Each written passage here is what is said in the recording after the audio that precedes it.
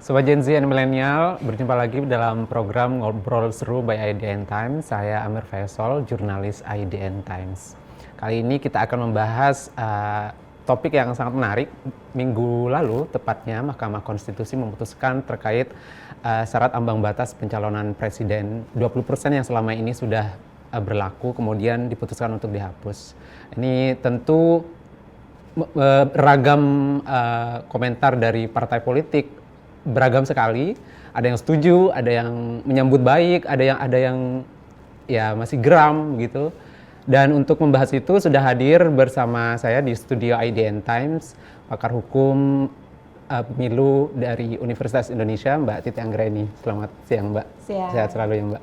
Insya Allah kita sehat semua. Dan hadir juga bersama kami Wakil Ketua Komisi 2 DPR RI, Kang Dede Yusuf. Selamat siang, Kang. Selamat siang. Terima kasih untuk kehadirannya di studio IDN Times. Terima kasih sama-sama. Ini saya maaf nih agak sedikit berat kepala karena dari malam saya nggak tidur, mikirin akan satu meja dengan Mbak Titi. Mbak Titi Anggraini ya. Kita sudah apit sekarang, Kang. Jadi kemarin putusan MK ini sangat mengejutkan ya, tentunya bagi seluruh elemen masyarakat dan termasuk partai politik. Ragam komentarnya sangat beragam, Mbak Titi. Ada yang menyambut baik, ada yang masih wait and see, kayak Demokrat kayaknya masih wait and see nih. Belum ada keputusan, Mesketum kayaknya belum ada statement, official statement ya. Kalau yang lain-lain ada beberapa yang ngasih official statement. Tapi mungkin mengawali diskusi kita, saya ingin meminta pandangan dari Mbak Titi terkait putusan MK ini yang menghapus 20% presidential threshold. Iya, ini putusan MK yang monumental ya. Jadi kalau kita bisa sebut ini adalah landmark decision dari Mahkamah Konstitusi. Ya. Memang Mahkamah Konstitusi di putusan-putusan terdahulu juga pernah menerbitkan putusan yang mengguncang Republik kira-kira begitu. Soal calon perseorangan. Nah, itu kan juga menjadi bagian penting dari sejarah pemilu Indonesia yang diputuskan dari Mahkamah Konstitusi. Termasuk juga konstitusionalitas calon tunggal. Tapi tidak pernah ada yang mengalahkan putusan soal ambang batas minimal pencalonan presiden dan wakil presiden. Ketika dibacakan dikabulkan, itu adalah putusan yang ke-33. Jadi total permohonan ke Mahkamah Konstitusi itu ada 36. Dengan rincian ada 27 yang tidak dapat diterima, 6 yang ditolak, 1 dikabulkan dan 2 ditarik kembali. Nah, yang dikabulkan ini adalah permohonan ke-33 yang dibacakan. Dan titik baliknya adalah kayaknya memang urusan negara ini harus diberesin oleh teman-teman mahasiswa ya. Karena pemohonnya adalah rekan-rekan mahasiswa orang muda dari UIN Sunan Kalijaga. Yang inspirasinya adalah karena ingin mereka membuktikan ketika mengingat mahasiswa dan gerakan ketatanegaraan, konstitusionalitas, aktivisme hukum, itu bukan hanya soal almas saki biru katanya ya. Jadi motivasinya itu menarik begitu. Jadi ini monumental sekali, perjuangan panjang. Saya sendiri 3 kali menggugat ke Mahkamah Konstitusi tahun 2017, tahun 2018, dan bahkan salah satu putusan yang juga dibacakan bersamaan dengan perkara nomor 62 yang dikabulkan oleh MK. Karena perkaranya teman-teman dari UIN Jogja sudah dikabulkan, maka kami kehilangan objek. Tapi di hari itu ada 4 perkara yang dibacakan. Dengan pertimbangan bahwa ini perjuangan panjang, tentu saya ya sebagai pemohon bersama Pak Hadar Gumai dari Netgrid, kami gembira. Ini merupakan jawaban dari aspirasi ketatanegaraan, aspirasi kami ingin mendapatkan pilihan yang lebih beragam di pemilu, kompetisi yang lebih sehat, mengeluarkan pemilu Indonesia dari jebakan polarisasi, dan yang paling penting adalah sebagai orang yang percaya partai politik instrumen demokrasi, ingin partai politik itu hadir dengan kader-kader terbaiknya. Tidak dipaksa berkoalisi hanya karena ada jebakan ambang batas. Kita ingin melihat partai itu betul-betul leluasa mengikuti pemilu, menyiapkan kader terbaik, dan kalaupun bergabung berkoalisi pencalonan, itu hasil dari sebuah kompromi dan konsensus politik yang alamiah. Jadi bukan sesuatu yang misalnya bergabung karena dia tidak punya pilihan lain begitu. Nah, jadi kalau dilihat putusan MK ya terus terang, kalau bagi kami sih ini adalah jawaban dari perjuangan panjang begitu ya, putusan yang monumental dan memang menjadi kebutuhan konstitusional yang diperjuangkan banyak pihak. Yang berjuang itu bukan hanya warga negara seperti kami begitu atau organisasi masyarakat, tapi ada partai politik. Tercatat partai politik itu fungsionaris Gerindra misalnya, Ferry Juliantono, Habibur Rahman, itu menggugat juga ketika ambang batas diberlakukan dalam pasal 222 Undang-Undang 7 2017. Tapi sebelum ada Undang-Undang 7 2017, ambang batas minimal pencalonan presiden juga sudah diatur di Undang-Undang Nomor 42 Tahun 2008. Dan itu pun digugat bertubi-tubi oleh Saurip Kadi, oleh Partai Hanura, Partai Buruh, PPRN, Republikan, Effendi Ghazali, Fajrul Rahman begitu ya. Jadi ini memang pasal yang kontroversial. Dan dari dulu MK itu selalu ada dissenting opinion. Dulu itu waktu Undang-Undang 42 2008, Undang-Undang Pilpres untuk 2009, itu komposisi hakimnya 6-3. 6 yang menyatakan bahwa ambang batas minimal pencalonan itu open legal policy. 3 mengatakan itu inkonstitusional. Ada Abdul Mukti Fajar, ada Marwah Rasihaan, dan Akil Mokhtar. Nah, di eranya Undang-Undang 7 2017 yang dipakai untuk pemilu 2019, komposisinya itu 7-2. 7 yang menyatakan itu open legal policy, artinya konstitusional ya. 2 yang menyatakan itu inkonstitusional. Nah, sekarang alhamdulillah berbalik, tetap 7-2. Tapi 7 yang menyatakan ambang batas itu inkonstitusional, 2 yang menyatakan itu sebagai sesuatu yang konstitusional. Nah, sebagai penutup, kita juga harus ingat bahwa yang diputuskan MK itu adalah rezim ambang batas adalah inkonstitusional, dihapuskan. Jadi nggak boleh lagi menyebut angka 0, 1, 2, 3, bahkan 0 pun karena 0 adalah angka, itu nggak boleh kita sebut lagi. Jadi bukan 0%, tapi memang MK menyatakan rezim ambang batas minimal persyaratan pencalonan presiden itu dihapuskan. Setiap partai peserta pemilu bisa mencalonkan pasangan calon presiden dan wakil presiden, baik sendiri-sendiri atau bergabung dengan partai lain. Dan yang kedua, tidak boleh ada penggunaan ambang batas yang merujuk perolehan suara atau kursi sebagai persyaratan pencalonan. Dan insya Allah kita 2029 bisa melihat nih, misalnya nanti capres dari Partai Demokrat. Gitu, ya. Karena kemudian penghapusan ambang batas ini ada yang kemudian menganalogikan pemilihan lurah aja itu ada threshold. Intinya filterisasi kader yang akan maju. Nah, ini nanti akan seperti apa tuh Mbak Titi? Karena tidak usah khawatir, lurah itu tidak dipilih langsung, lurah itu diangkat, yang dipilih langsung kepala desa, dan tidak ada threshold, tidak ada ambang batas. Nah, ambang batas itu sangat nyata, sangat jelas. Berupa apa? Yang bisa mencalonkan presiden adalah partai politik peserta pemilu. Menjadi partai politik peserta pemilu di Indonesia susahnya bukan main. Persyaratannya itu salah satu, kalau kata Marcin Waleczki dan Magnus Ohman, ini scholar internasional yang studi soal partai politik, salah satu yang paling mahal, paling berat, paling susah, paling rumit di dunia. Harus punya kantor di seluruh provinsi dan pengurus di semua provinsi. Punya kantor dan pengurus di 75% kabupaten kota.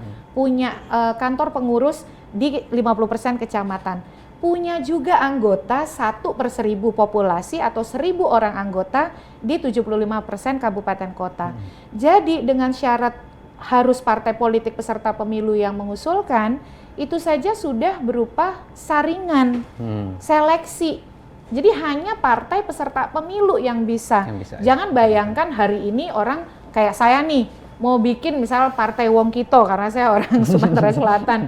Maka besok bisa langsung ikut pemilu dan mengusung calon, misalnya siapa calonnya, orang Palembang, Prof. Jimli. Ya nggak bisa begitu.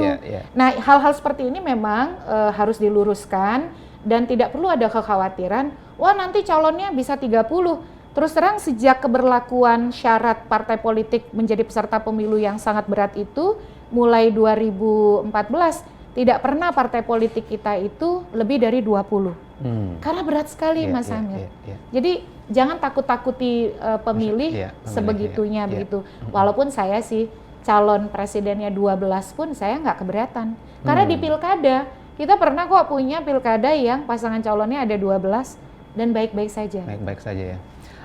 Setelah putusan MK, bola panasnya sekarang ada di DPR khususnya Komisi 2 nih Kang Dede. Saya ingin meminta pandangan Anda sebagai Komisi 2 dulu. Nanti setelah itu dari mungkin secara internal Demokrat.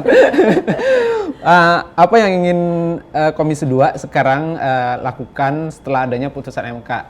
Persiapannya mungkin di RUU Pemilu nanti akan digodok di sana atau seperti apa Kang Dede? Ya memang pembukaan tahun baru ini banyak dikaget-kagetkan kita ya. Seperti misalnya pemilihan kepala daerah akan dikembalikan kepada DPRD misalnya. Lalu kemudian ya MK memutuskan. Jadi ya kita banyak PR. Tetapi kita nggak bisa mengatakan bahwa mana yang akan kita pilih saat ini karena perjalanan masih panjang masih jauh. Tapi yang jelas kita sangat menghormati apapun keputusan MK kan itu sudah final and binding. Jadi ini tidak bisa dirubah. Nah, saya tertarik apa yang disampaikan tadi oleh Mbak Titi bahwa yang bisa mencalonkan adalah partai peserta pemilu.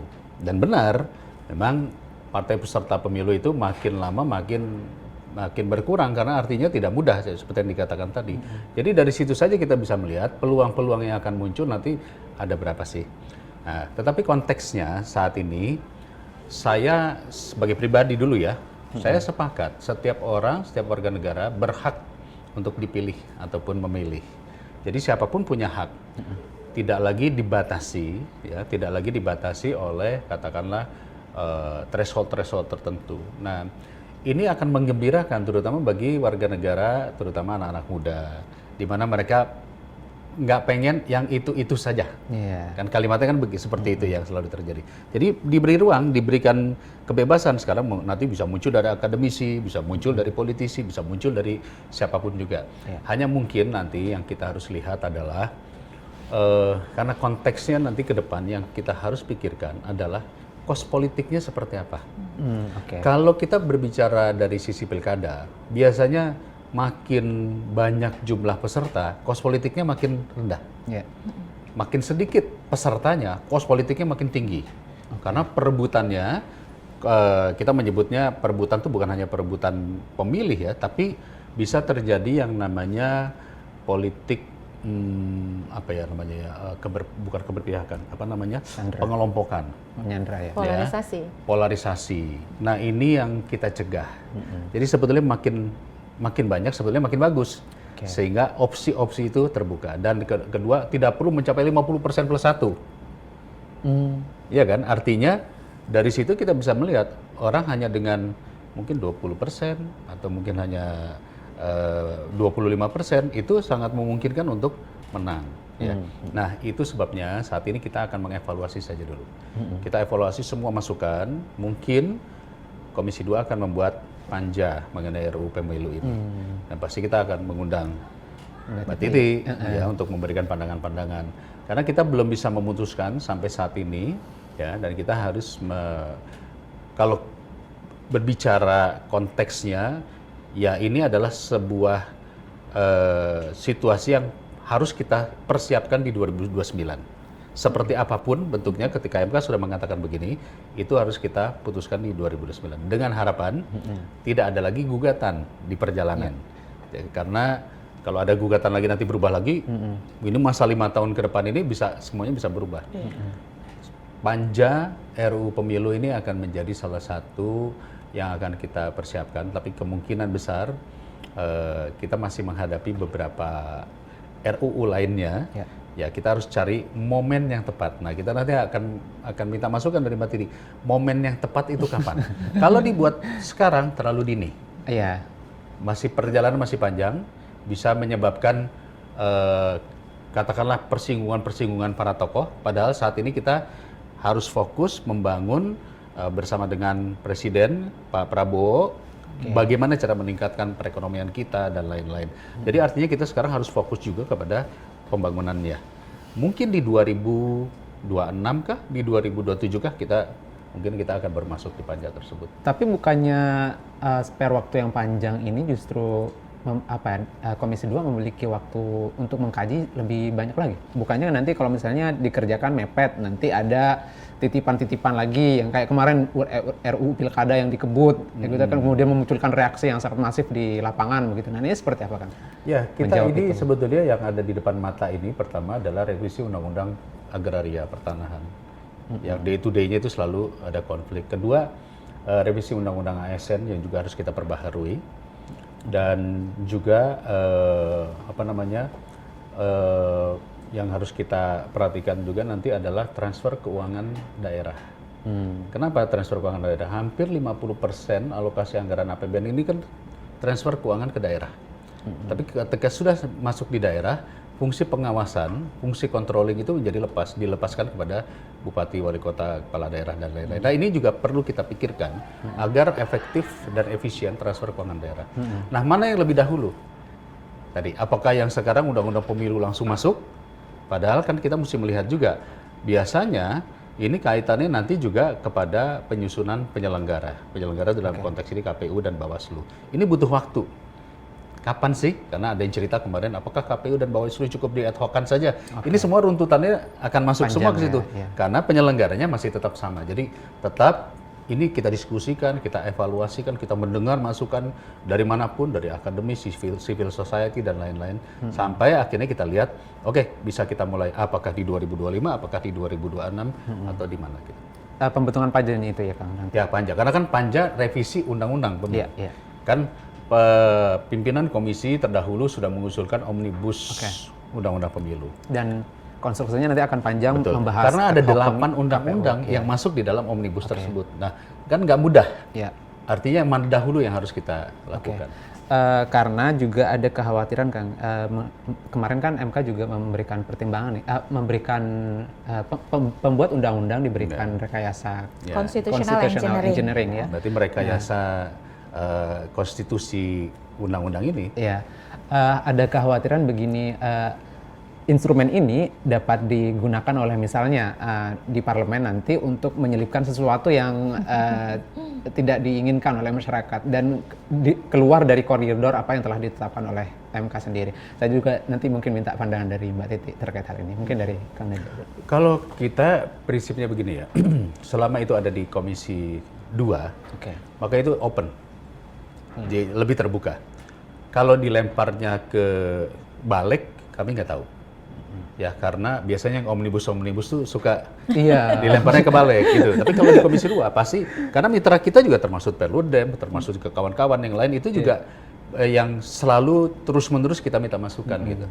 Jadi harapannya mudah-mudahan ini tetap di Komisi 2. Iya, tapi memang biasanya yang kumulatif terbuka itu dilemparnya ke balik.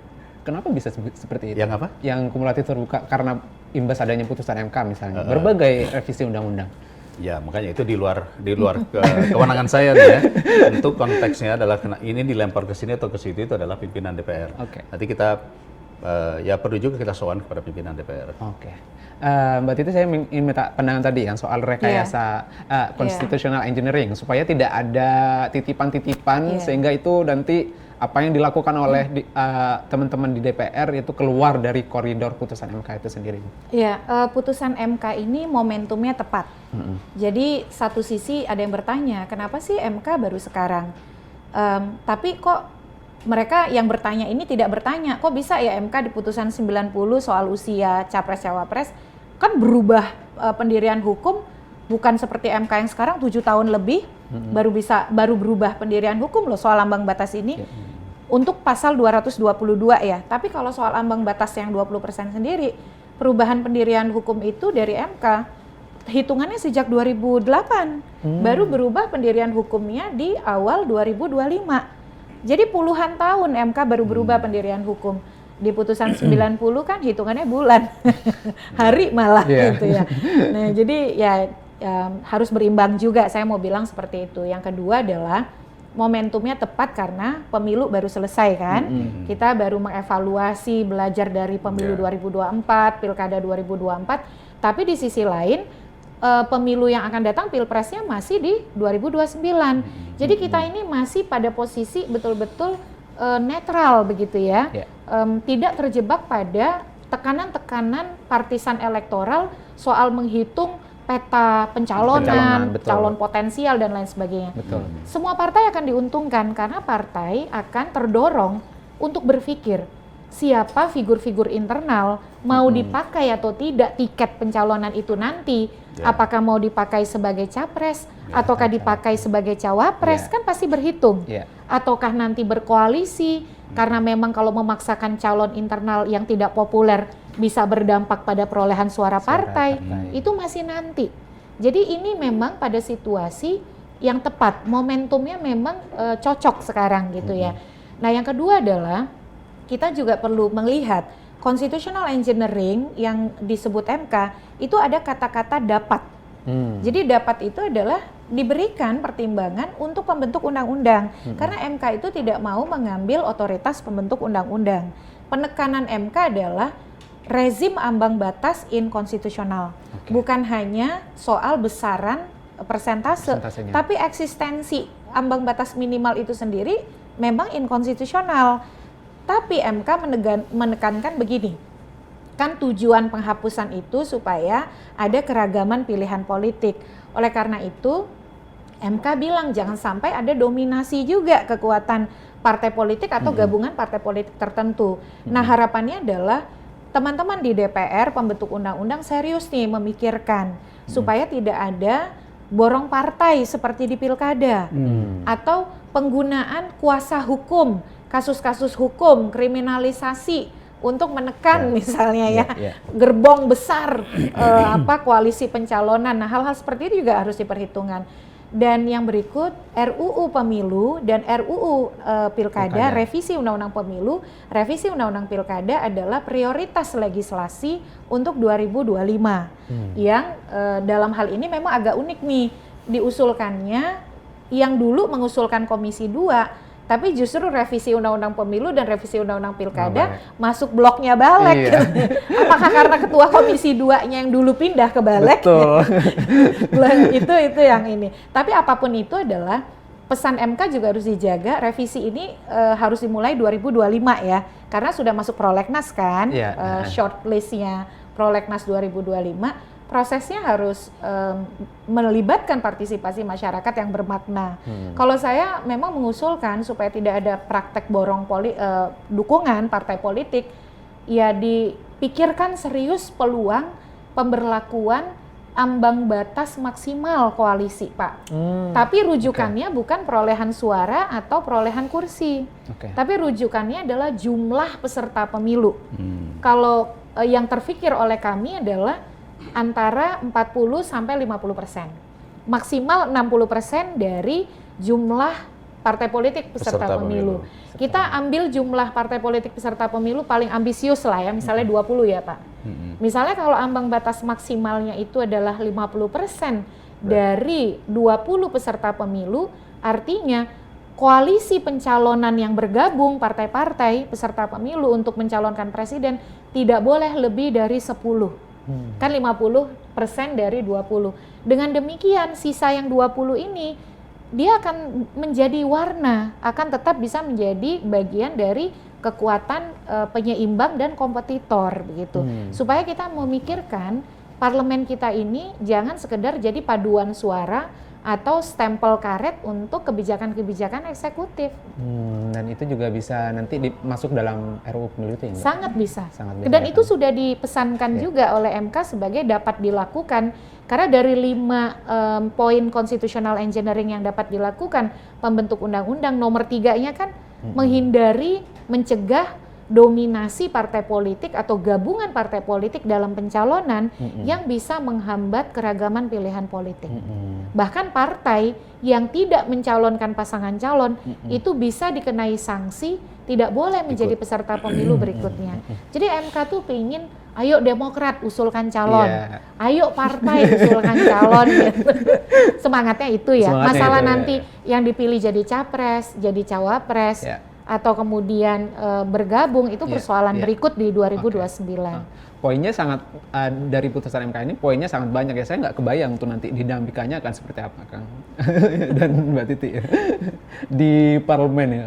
nggak tahu nanti dibawa ke Balik atau di Komisi 2. Semoga di Komisi 2 ya Kang ya. Kuncinya menurut saya adalah itu tadi. Kalau di Komisi 2 kita jauh lebih bisa mendiskusikan banyak hal. Oke. Ya. Karena bayangkan 8 undang-undang mau dijadikan satu. Kita ini kan harus berbicara ada 2 rezim nih, ada rezim pemilihan daerah dan ada rezim pemilihan di pusat. Yeah. Ini pun kita masih terus mengkaji ya. Nah harapannya bahwa memang ini nggak boleh cepat-cepat. Kalau cepat-cepat jadi, dikhawatirkan ada yang terlewatkan yang disampaikan tadi Mbak Titi tadi mungkin jadi ada yang terlewatkan. Saya mulai tadi juga Mbak Titi bilang katanya 50% dari jumlah peserta pemilu kita harus pikirkan. Khawatirnya jadi 2 lagi dong. Jadi kita juga harus mikir kan, jangan sampai atau 40% hanya 2 ya, gitu. Pak, ya? Kita tetap harus Betul. hitungan-hitungan itu tetap harus kita pikirkan bersama. Konteksnya sekali lagi agar jangan tadi borong partai, terus kemudian jangan terjadi polarisasi. Kalau cuma 2, Betul. percuma Polarisasi juga sangat- dong, sangat ya kan? besar, ya. Jadi tetap kita harus menghitung dengan sangat hati-hati sekali dan bagaimanapun juga semua partai yang ada saat ini pasti akan mempersiapkan karena konteksnya yang disampaikan tadi benar bahwa partai yang punya calon biasanya elektabilitasnya akan meningkat. Nah, kita belum tahu sekarang. Kita yang paling penting saat ini adalah ayo kita kerjakan sesuai dengan fungsi per saat ini dulu ya. Nah, exercise tadi saya tidak tahu apakah sudah masuk di prolegnas ya. Nanti saya cek ya, sudah masuk ya. Apakah harus dilakukan? Tapi kalau ada keputusan MK mengatakan harus dilakukan 2025 ya berarti mau tidak mau harus kita lakukan di 2025. Cuman kami tetap Komisi 2 menganggap mudah-mudahan kitalah Komisi 2 yang bisa melakukan pembahasan itu. Itu ya. Oke. Tadi kan pandangannya sebagai Komisi 2. Saya ingin meminta pandangannya dari Demokrat. Nah, ini janjinya nggak begitu nih, waktu ditelepon janjinya nggak gitu nih. Dari Demokrat menyikapi putusan MK ini seperti apa?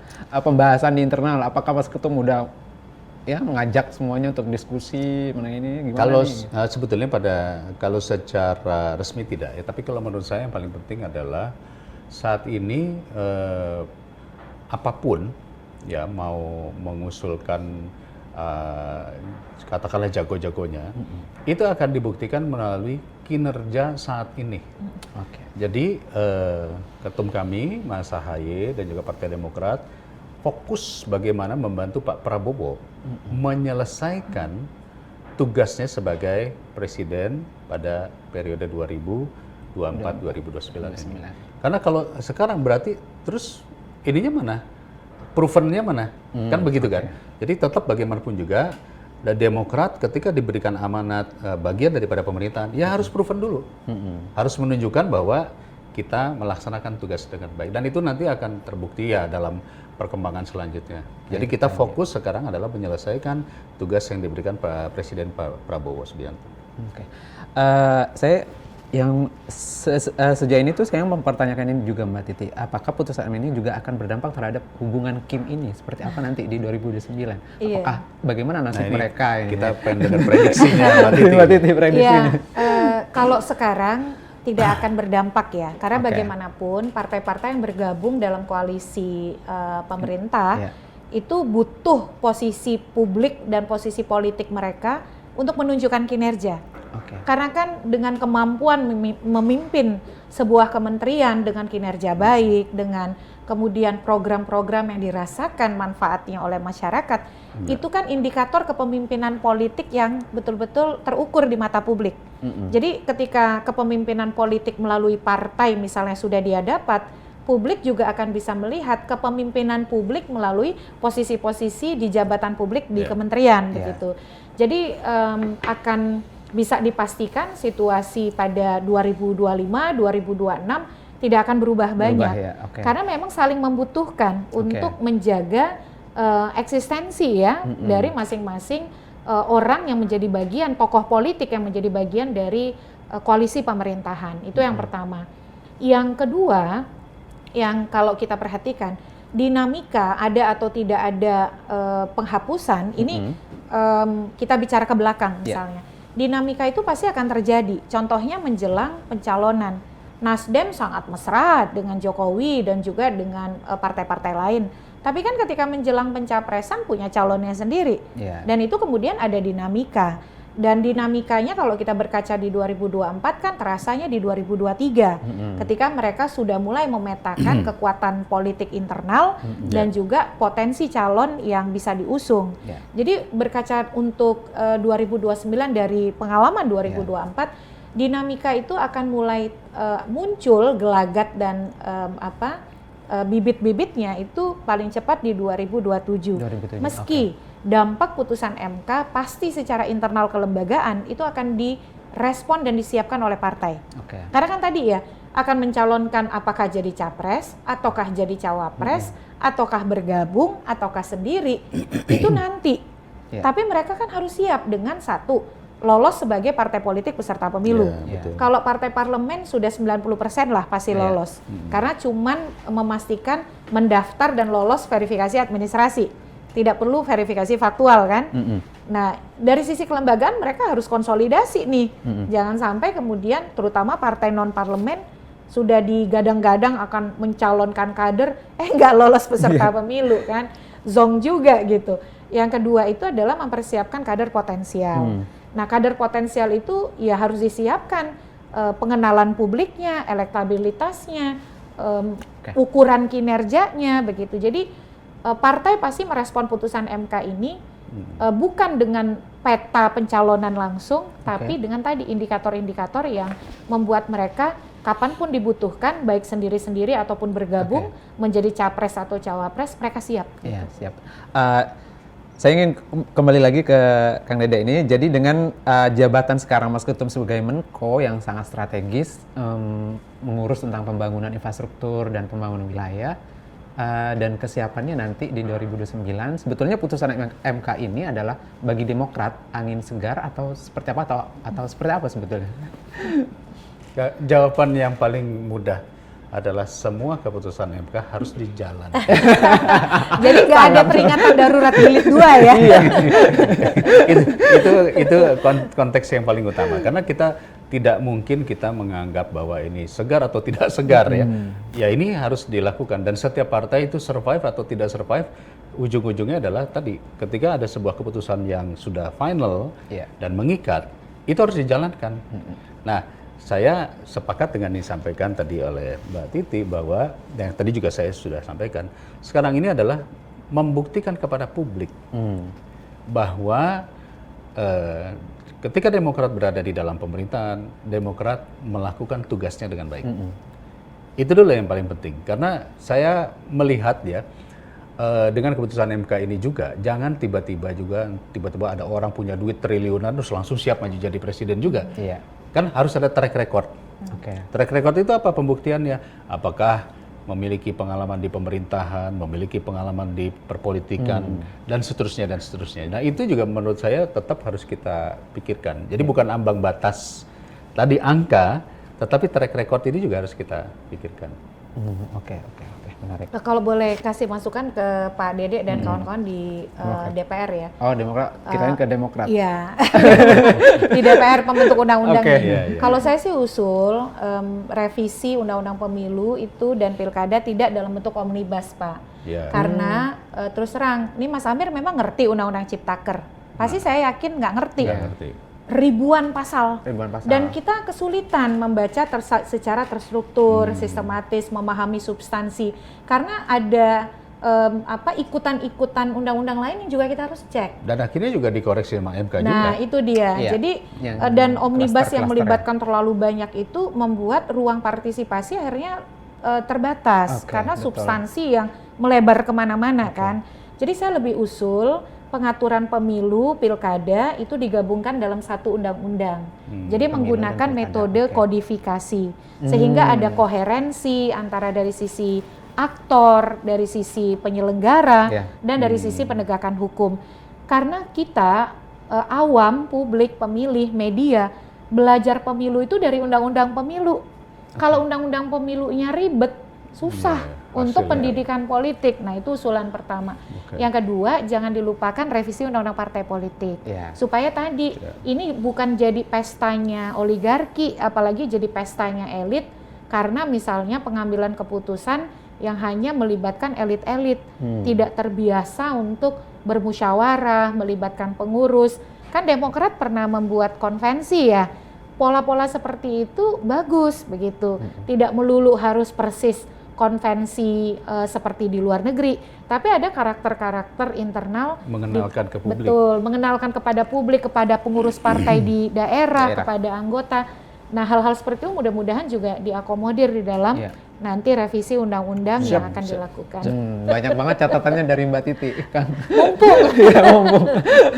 Jadi sebaiknya memang dilakukan secara parsial gitu ya, terpisah-pisah yang RUU tadi. Yang Tidak omnibus, tidak tapi omnibus. kodifikasi. Ya, kodifikasi. Karena kalau Tadi kan omnibus, kodifikasinya Pemilu pemilu dan dan pilkada. pilkada. Satu Betul. lagi apa? revisi undang-undang partai politik. Oh, berarti threshold parliamentary threshold masuk juga di situ ya? Kalau parliamentary threshold di undang-undang pemilu. Benar pemilu. Karena kan ada perintah putusan MK juga ya Pak ya, putusan nomor 116 tahun 2023 bahwa pembentuk undang-undang harus merumuskan kembali ambang batas parlemen besarannya itu supaya bukan asal sebut 4%, asal sebut sekian persen, tapi nggak ilmiah, nggak akademik gitu.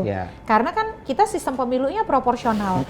Kalau proporsional artinya persentase suara harus berimbang dengan persentase kursi. Ini kayak Demokrat nih, suaranya lebih gede dari partai lain, tapi kursinya lebih sedikit. Nah, artinya kan ada disproporsionalitas. Hal-hal seperti itu memang harus disimulasikan, didiskusikan dengan baik, sehingga nanti tidak mepet waktu lah dengan persiapan 2029. Soal RUU Pilkada kemarin juga ada masukan juga nih dari, bukan masukan, lebih ke bersuara teman-teman di PKS, supaya kenapa MK sekarang memutus presidential threshold-nya dihapus, tapi kenapa yang pilkadanya tidak dihapus aja sekalian begitu, supaya ada asas keadilan begitu terhadap ambang batas pencalonan baik presiden ataupun kepala daerah gitu. Nah ini Mbak Titi seperti 100% setuju, karena ini kan kita lihat dari pembabakan waktu ya. MK mengawali mempersoalkan rezim ambang batas itu di ambang batas parlemen. 4% itu diminta oleh MK direkonstruksi supaya dirumuskan sejalan dengan pendekatan perumusan legal policy yang rasional, yang tidak mengandung ketidakadilan yang intolerable dan juga akademik gitu, ilmiah. Yang kedua, datanglah MK dengan putusan 60 rekonstruksi ambang batas pencalonan presiden, menurunkan menjadi sama dengan calon perseorangan 6,5 sampai 10%. Lalu di awal 2025 ambang batas pencalonan presiden. Kenapa giliran ambang batas pencalonan presiden ini dihapuskan sehingga tidak ada lagi angka? Itu tidak terlepas dari fenomena pilkada. Sudah diturunkan pun MK di dalam putusannya memperlihatkan ada kecenderungan untuk hanya mengarahkan 2 calon. Lihat aja di Pulau Jawa ya Pak ya, hanya Jawa Timur yang ada 3 calon. Jakarta walaupun 3 ya sebenarnya rasa 2 kan. Oh gitu ya. Jatim, Jateng, yang Jabar nih yang hebat sebenarnya bisa sampai 4. Tapi Sumatera Utara 2, Papua 2. Lalu Sulawesi Selatan 2. Dan calon tunggal ternyata tidak bisa di stop begitu. Kota kosong. Dengan fenomena itu sebenarnya arah MK tuh sama, karena kan ada putusan juga di putusan 100 2015 tentang calon tunggal. MK memesankan kita harus melakukan langkah-langkah luar biasa dan maksimal untuk mencegah calon tunggal. Dan langkah yang paling luar biasa dan maksimal menghapuskan ambang batas pencalonan minimal untuk pilkada. Dan kalau pilkada itu dihapuskan, ya tadi dominasi partai atau gabungan partai lebih bisa ditekan. Jadi sangat beralasan nanti pembentuk undang-undang merevisi undang-undang pilkada dan juga menghapuskan ambang batas minimal pencalonan pilkada seperti halnya ambang batas yang dihapuskan untuk pencalonan di pilpres.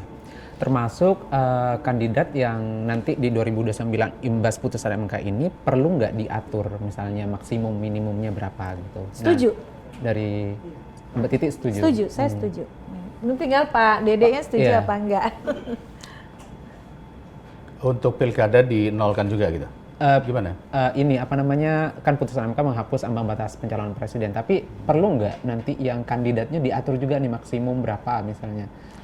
Minimumnya berapa? Nah, koalisi ini, tadi koalisi maksimal tadi. Sebetulnya begini, kalau Kalau kita berbicara partai peserta pemilu saja tidak lebih dari 20, artinya sudah ada batasan 20. Betul. Yang kita hindari adalah jangan sampai 2. Betul, Pak. Polarisasi tadi. Ya. Nah, tetapi kemudian berapanya saya belum bisa menjawab karena kunci yang paling utama itu adalah tadi apakah calon-calon yang dimunculkan memang memiliki kapasitas dan track record tadi. Nggak sekedar mengusulkan nama saja. Ya, nah, karena apa? Karena ini terkait dengan mencari pemimpin-pemimpin bagi bangsa kita ini. Nah, itu juga termasuk di daerah. Kita juga memikirkan di daerah kan kadang-kadang banyak digiring-giring akhirnya terpaksa harus memilih hanya ini saja. Sebenarnya makin banyak tuh makin bagus kalau kami, karena saya udah beberapa kali ikut pilkada ya, makin banyak makin bagus. Kenapa? Karena kos politiknya menjadi lebih kecil. Artinya tidak terjadi tadi apa ya namanya kita menyebutnya mencari perahu-perahu lah. Lalu kemudian beradu dengan apa namanya dengan kos-kos tinggi-tinggian gitu. Kan tadi sudah dikatakan makin banyak berarti 25% saja itu sudah menang. 20% kalau misalnya 5 saja ya Mbak ya. 20% plus 1 itu berarti sudah. Meskipun kalau di Pilpres Pak di pasal 6A ayat 3 di konstitusi kita itu sudah dikunci untuk menang itu harus 50% plus 1 dengan sebaran perolehan suara paling sedikit 20% di lebih dari setengah provinsi. Jadi memang ada ikatan sistem pemilu 2 putaran dengan 50% plus 1. Yang lebih cocok memang pilkada karena pilkada itu kan pluralitas ya. First past the post. Siapa yang dapat suara terbanyak dia yang akan jadi. Jadi dorongan koalisi alamiah itu bisa terbentuk.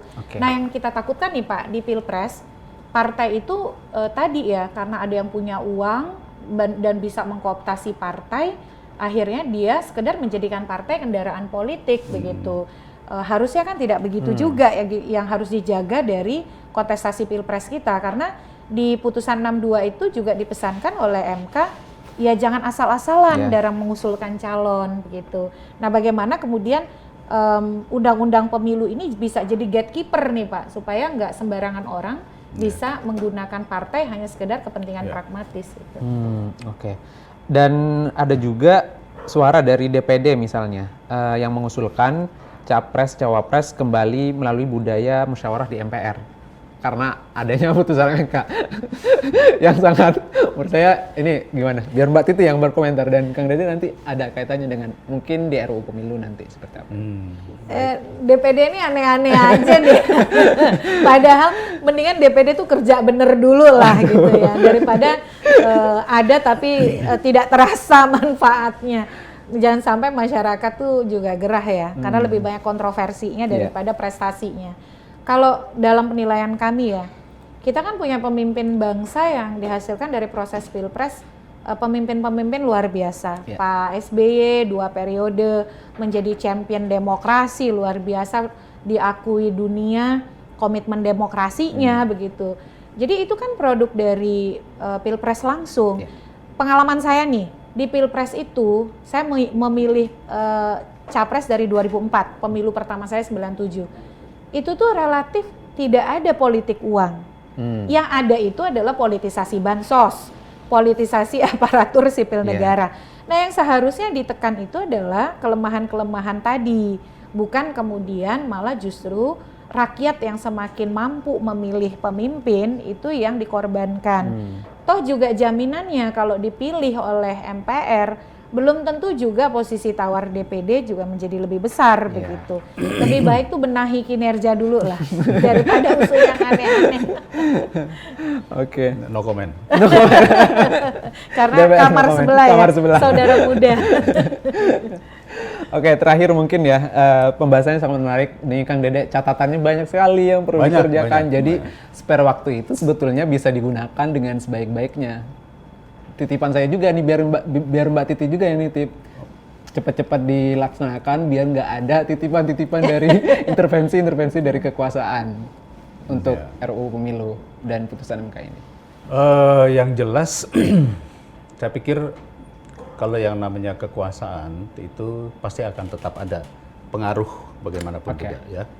Tetapi yang paling penting adalah bagaimana kita bisa secara transparan, terbuka, mengajak semua stakeholder untuk duduk dan mendiskusikannya. Karena yang namanya undang-undang itu kan adalah kesepakatan, hasil kesepakatan baik dari government dengan DPR. DPR biasanya juga menerima masukan dari masyarakat. Kalau saya sih kuncinya sederhana, Mas Amir. Yang penting kembali ke Komisi 2 dulu aja. Oke. Itu dulu. Jadi kalau sudah kembali ke Komisi 2, baru kita bisa apakah yang tadi kodifikasinya yang ini dulu, baru yang ini. Karena kan kemungkinan juga ke depan kita lagi mikirkan apakah pemilu, pilpres akan dibarengkan atau tidak. Ya kan? Karena kalau dibarengkan, yang kasihan para caleg. Habis semua oleh pilpres. Jadi ini pun juga masih harus kita pikirkan. Apakah caleg atau pemilu terlebih dahulu, partai-partai, baru kita berbicara pilpres. Ya, ini juga semua akan nanti saling sangkut menyangkut juga dengan ini tadi yang tadi MK 0%. Partai yang besar itu punya kans yang lebih besar untuk bisa mencalonkan gitu. Nah ini menurut saya sekali lagi Mas Amir dan Mbak Titi, kami pasti akan memperjuangkan agar ini bisa kita bahas bersama-sama di Komisi 2 dulu. Komisi 2, oke. Mbak Titi mungkin terakhir tentang putusan MK dan pesan kepada DPR yang sekarang dikasih instrumen constitutional engineering. Iya. Yang pertama, mudah-mudahan para wakil rakyat ini justru bukan jadi oposisinya rakyat ya, dengan melakukan tindakan atau keputusan yang menyimpangi putusan MK. Ini kan sebenarnya masyarakat menyambut gembira ya. Ya betul. Luar biasa responnya, kehadiran politik yang lebih beragam diharapkan itu juga menambah kedewasaan politik partai dan juga kita sebagai pemilih. Yang kedua adalah harapannya RUU Pemilu dibahas tidak tergesa-gesa. Saya selalu bilang, bahkan saya tulis di salah satu media, penghapusan ambang batas minimal pencalonan presiden bukan panasea atau obat mujarab untuk semua penyakit pemilu kita. Kalau ini diberlakukan tapi penyelenggara pemilunya curang, ini tuh nggak ada makna. Misalnya saat verifikasi parpol, KPU-nya memanipulasi verifikasi, meloloskan yang tidak memenuhi syarat dan tidak loloskan yang memenuhi syarat, bencana itu. Maka juga harus diikuti oleh perbaikan rekrutmen penyelenggara pemilu supaya penyelenggara pemilunya profesional, independen, imparsial, dan berintegritas. Yang berikut saya ingin berharap Demokrat, khususnya karena ini lagi ada Demokrat ya,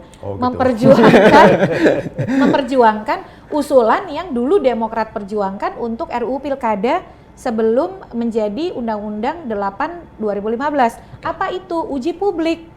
Jadi calon itu harus ada mekanisme uji publik. Itu Demokrat dulu usulnya itu.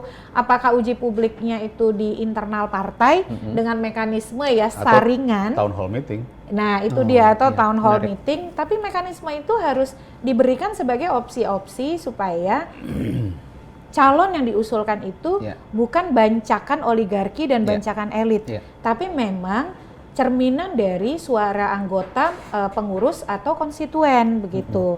Nah yang terakhir saya berdoa 2029 ada capres atau cawapres perempuan.